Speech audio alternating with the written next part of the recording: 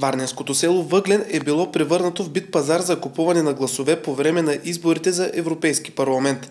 Циганите в населеното място са се продали на новата тройна коалиция – ГЕРБ, България без цензура и ДПС. Тартор в наказуемия процес купуване и продаване на гласове е човекът на ДПС в село Въглен, някоя си Стела. Тя е известна като сводница на момичета в района. Всички в селото се страхуват от нея, но има и такива, които признаха за нейните престъпни деяния пред варненския екип на телевизия Алфа. Кой дава парите, ми кажи? Стела, бе. Стела. Тя разпределя парите и купува гласове в село Въглен. В селото, да. По колко пари дава? 30 лева. За 30 лева нашите купанари гласовете ще се продадат. То да е 50 лева, иди ела.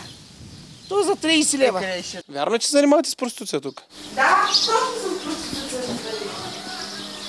В село Въглен ни посрещна типичната за всяка една циганска махала мърсотия – инкубатор на заразни болести. В населеното място има една единствена избирателна секция в местното читалище. По данни от секционния избирателен протокол, вотът е спечелен от ДПС с 204 гласа от 385 действителни. Втори в срамната класация са така наречените победители в изборите – неоосманистите от ГЕРБ. Те разполагат с 79 гласа. Много го размаха. За кого гласуваха? Не знам за кого гласувам, аз гласувам за Бойко Борисов. Колко пари взеха? Не знам. По 30 лева взимаха. За кого гласувахте? Ами как да ти кажа, то сега не мога да го кажа за кого. Що да го кажеш, бе? Казвай го, бе. Ами за Бойко гласувах, аз пък не знам другите. Колко пари ви даде? За пари не мога да говоря. За Бойко Борисов. За кого гласувахте? Герчо. Кой? Герчо и как се казва това? ГЕРБ? Гер. Да. На Бойко Борисов партията. Да. Ние за Бойко Борисов гласувахме за 18 номер. Гласувах за ГЕРБ, защото този Бареков, който е, той е от ТВ водещ, той стана депутат и говори разни глупости. И поне България, че няма да се оправи, но поне да знам, че е Бойко Борисов, че долу-горе да нещата да са добре. Третата политическа сила в село Въглен е дъщерната на ДПС партия България без цензура. Известният като Ники Додука лидер е събрал 44 цигански гласа. Николай Бареков.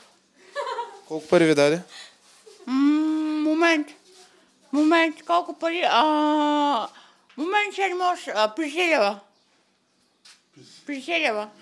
За кой ли път празните обещания на изборни брокери като Николай Бареков остават недоволство в избирателите и за кой ли път гладът, мизерията и неграмотността ще са инструмент в търговията с купени гласове.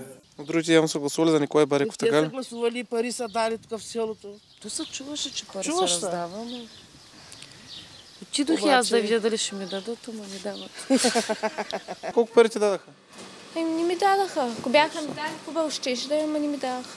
Политическа партия Атака е единствената, която поиска касиране на изборите за Европарламент, заради масовите нарушения, констатирани в цялата страна. Екипът на телевизия Алфа във Варна продължава да търси истината за механизмите на купуване на гласове. Не само под формата на пари, но и незаконна търпимост към правонарушенията на циганските гласоподаватели.